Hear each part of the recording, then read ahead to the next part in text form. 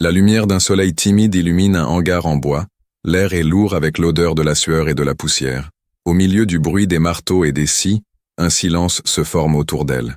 Léa, vêtue d'un pull qui semble trop doux pour cet environnement, s'approche et se penche, ses cheveux clairs tombant en cascade. Un sourire malicieux illumine ses yeux, et sa voix murmure « Tu as l'air fatigué? Pourquoi on n'irait pas chez moi se détendre un peu ?» Moi, avec mes doigts calleux et sales de terre, je m'efforce de rester calme. Je ne suis qu'un simple ouvrier du bâtiment, dis-je, et elle rit, un rire doux qui résonne dans le hangar. Et c'est exactement ce que j'aime, répond-elle, le sourire s'élargissant. Tu n'es pas seulement un homme, tu es une œuvre d'art. Bonjour, je m'appelle Clément. J'ai 22 ans et j'habite dans un studio loué au-dessus d'un vieux salon de coiffure, en périphérie d'une petite ville de Provence, en France. Rien de spectaculaire, mais ça fait l'affaire. Je conduis une vieille Renault Kangoo de 2007, je mange souvent des plats surgelés et je me couche tôt, car je me lève avant le soleil. Je n'ai pas fait d'études. Je ne suis pas un geek qui gagne de l'argent depuis son ordinateur portable. Je suis ouvrier du bâtiment. C'est ce que je suis. Je travaille pour mon oncle Bernard. Il a une petite entreprise de construction. Juste 7 gars, pas de costume, pas de marque de luxe. La plupart du temps, nous construisons des maisons, mais parfois nous acceptons des projets de rénovation. De temps en temps, on coule du béton. Parfois, on rase tout jusqu'aux fondations et on reconstruit en mieux. Je fais ce métier depuis mes 18 ans et, honnêtement, je suis devenu plutôt bon. Je peux monter des cloisons sèches, poser l'électricité, installer des revêtements de sol et réparer des toits. J'ai tout fait.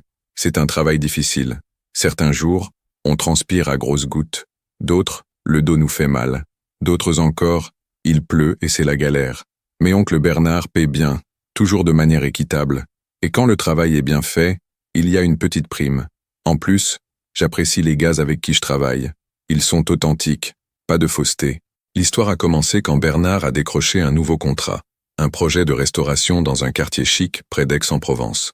Un couple, les Dubois, possédait une grande propriété, une maison principale moderne, un grand terrain et une vieille dépendance au fond du jardin.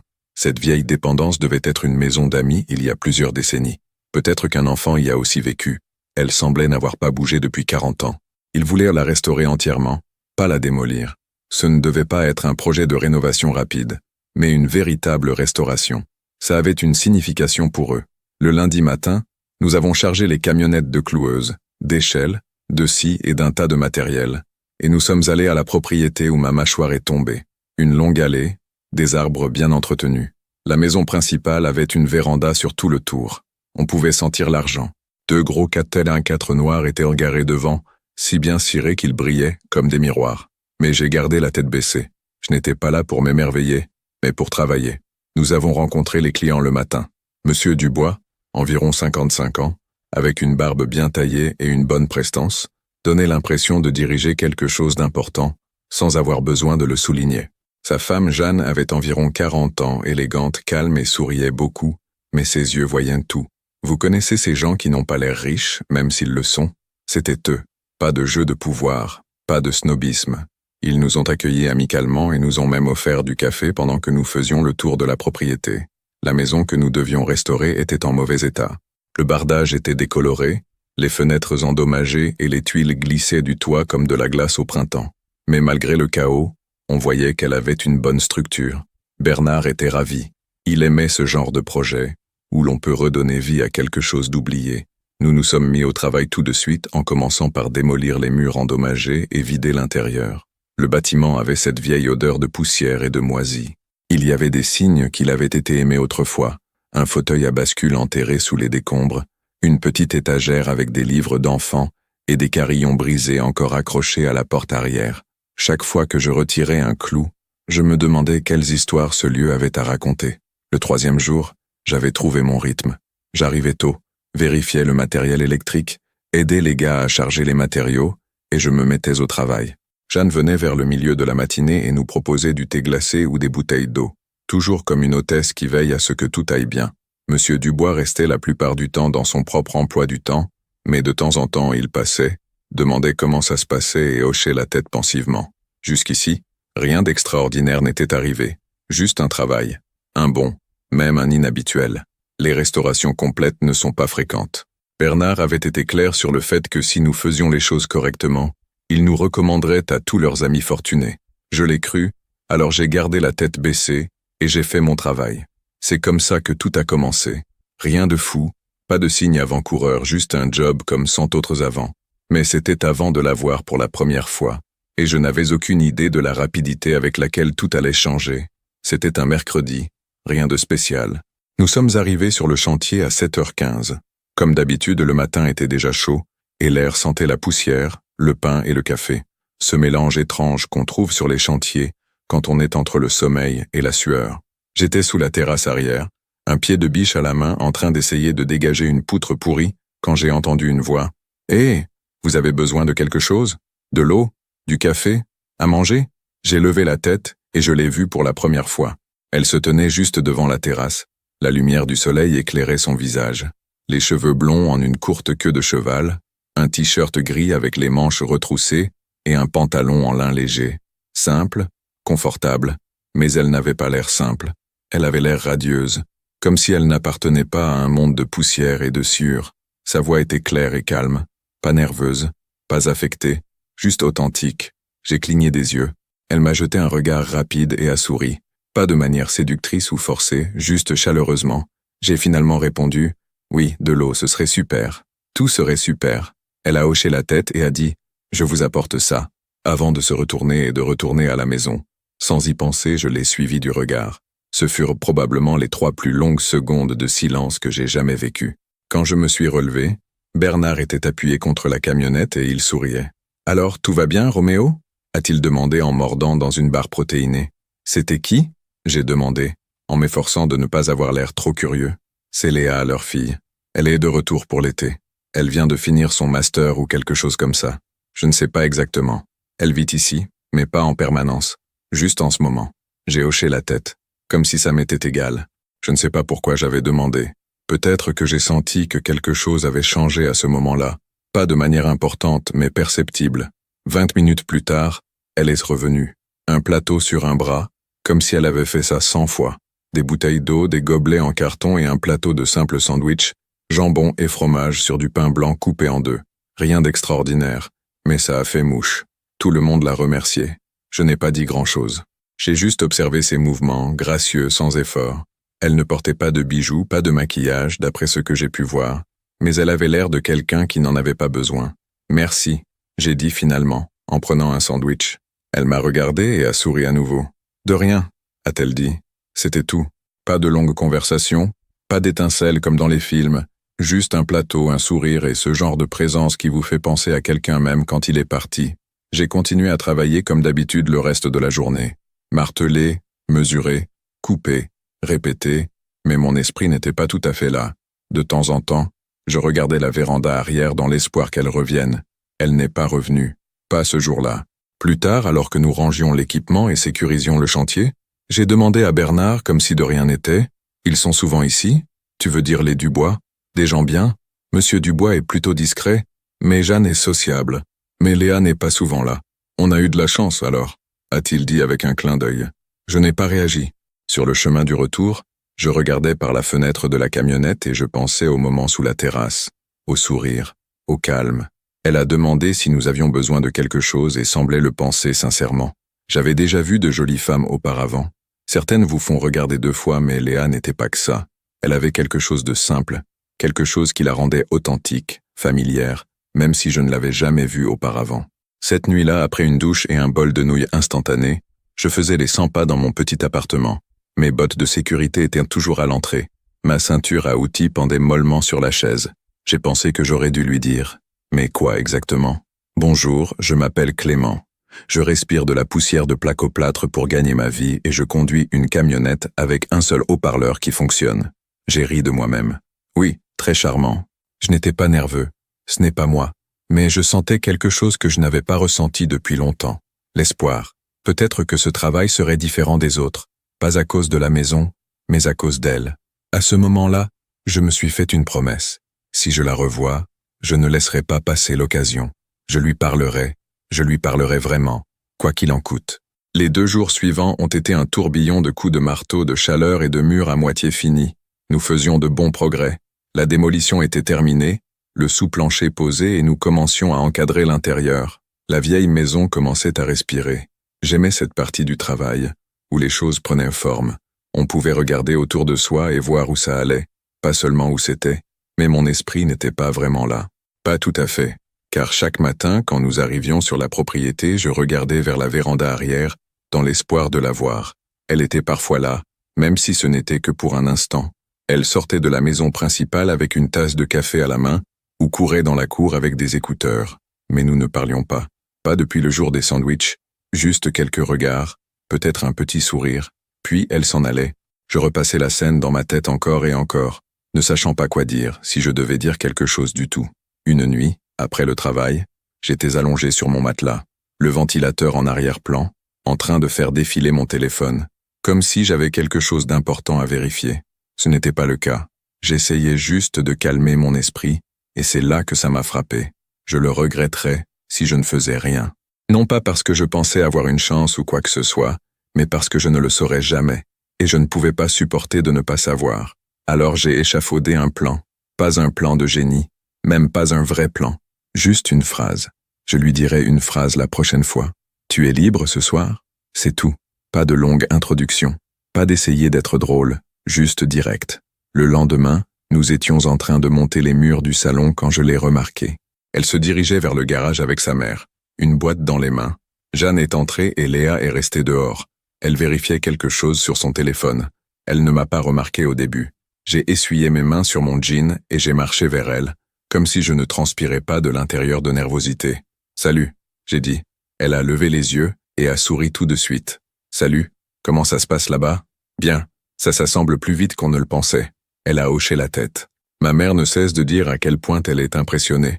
J'ai souri à moitié content du compliment, à moitié en essayant de garder mon sang-froid, et puis je l'ai simplement dit, exactement comme je l'avais répété. « Tu es libre ce soir ?» Ses sourcils se sont légèrement levés et pendant un instant elle n'a rien dit. J'ai pensé que j'avais tout gâché, rendu la situation gênante.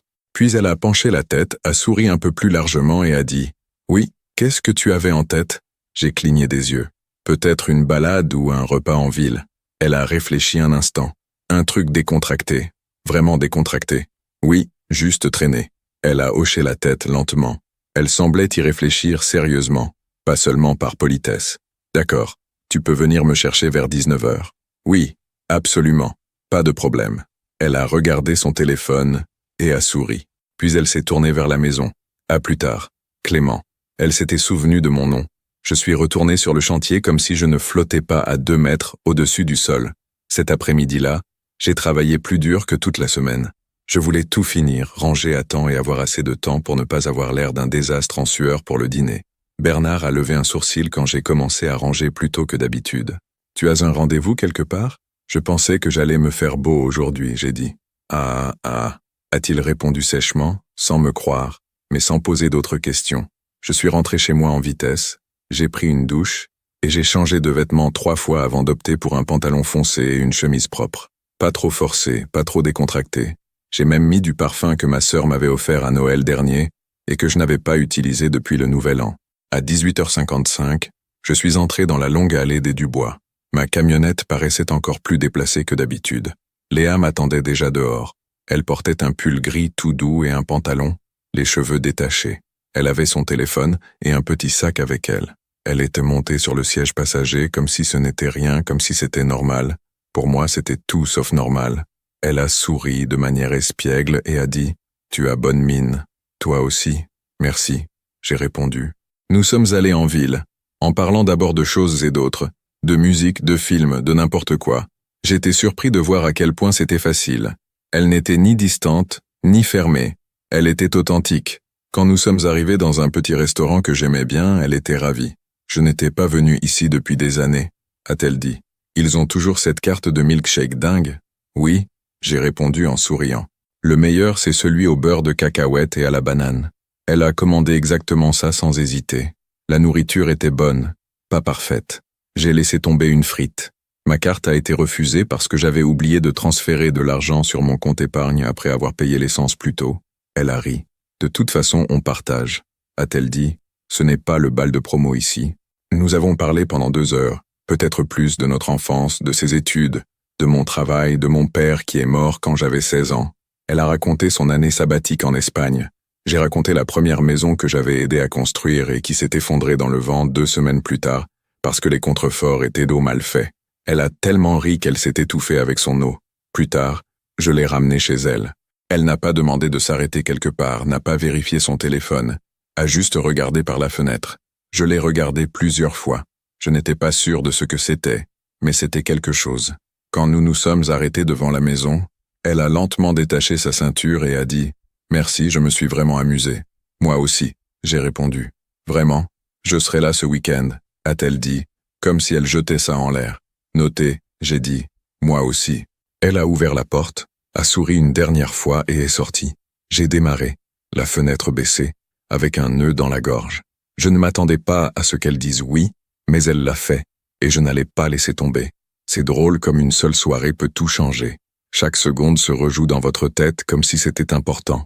Peut-être que ça ne l'était pas. Peut-être que je me faisais trop d'idées. Mais cette première soirée avec Léa m'est restée. Le lendemain matin, j'étais épuisé. J'avais à peine dormi. Non pas à cause du stress, mais parce que j'étais resté éveillé trop longtemps dans mes pensées. Je pensais à la façon dont elle avait ri à propos de l'histoire du cadre qui s'effondrait, à la façon dont elle n'avait pas levé les yeux au ciel quand j'ai dit que je n'avais pas fait d'études. Elle parlait de son temps en Espagne comme si elle le regrettait, mais était heureuse d'être de retour. Sur le chantier, tout semblait différent. Les mêmes outils, la même maison, les mêmes gars, mais mon esprit était ailleurs. Non pas distrait, mais plus vif. J'avais l'impression d'avoir quelque chose à attendre avec impatience. Bernard l'a remarqué. « Tu as beaucoup le sourire aujourd'hui », a-t-il dit, en traînant un tas de bois vers la véranda. « Ah oui ?» Il m'a jeté un coup d'œil. « Tu as déjà prévu un deuxième rendez-vous ?» Je n'ai pas répondu. Je n'avais pas besoin de le faire. À l'heure du déjeuner, Léa est sortie pour dire bonjour. Cette fois, sans plateau, seule dans un sweat à capuche, un short et pieds nus. Elle est venue vers moi comme si elle avait fait ça 1000 fois et a demandé comment le travail avançait. J'ai essuyé la sueur de mon front avec mon gant. Mieux maintenant, j'ai dit. Elle a souri. Tu sais, pour un ouvrier du bâtiment, tu n'es pas très subtil. J'ai ri. Je suis meilleur avec un pistolet à clous qu'avec des mots. Elle s'est assise sur le bord de la véranda pendant que je me tenais à côté, un marteau à la main, comme si je ne savais pas quoi en faire. Elle a demandé à propos du mur que nous encadrions, et je lui ai raconté beaucoup plus qu'elle ne voulait probablement en savoir, sur les murs porteurs, les codes de construction et tout le reste. Elle n'avait pas l'air de s'ennuyer. Elle a hoché la tête, comme si elle trouvait ça fascinant. Peut-être que c'était le cas, peut-être qu'elle était juste gentille. Nous avons parlé pendant environ 15 minutes, jusqu'à ce que sa mère l'appelle depuis la maison principale. Elle s'est levée, a souri calmement et a dit « Faites-moi savoir si vous avez besoin d'aide pour les cloisons sèches demain. » Entendu.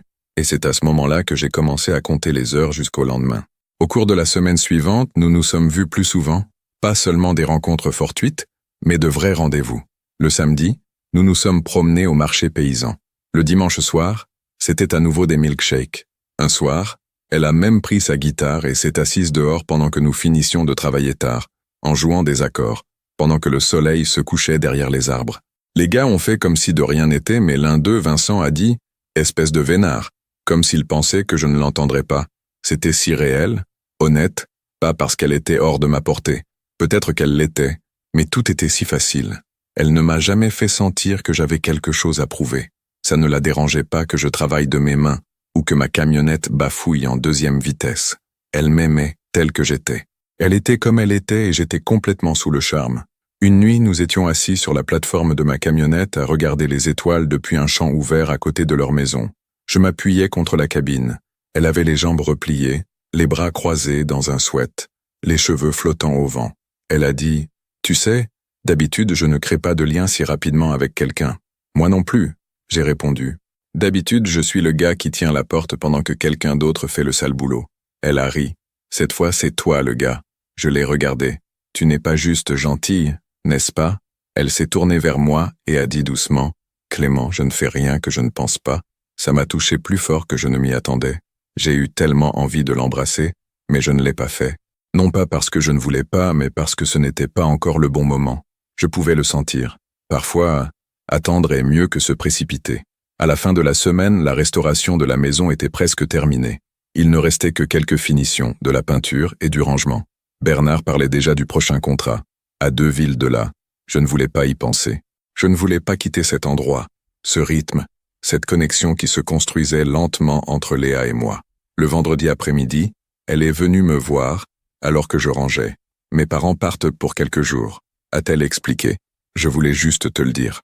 J'ai levé un sourcil. Oh oui, eh bien, je serai là. Si tu passes dans le coin, j'ai souri. Je trouverai bien un moyen de me pointer ici. Elle a tendu la main et a serré la mienne brièvement et légèrement, mais ça m'est resté le reste de la soirée.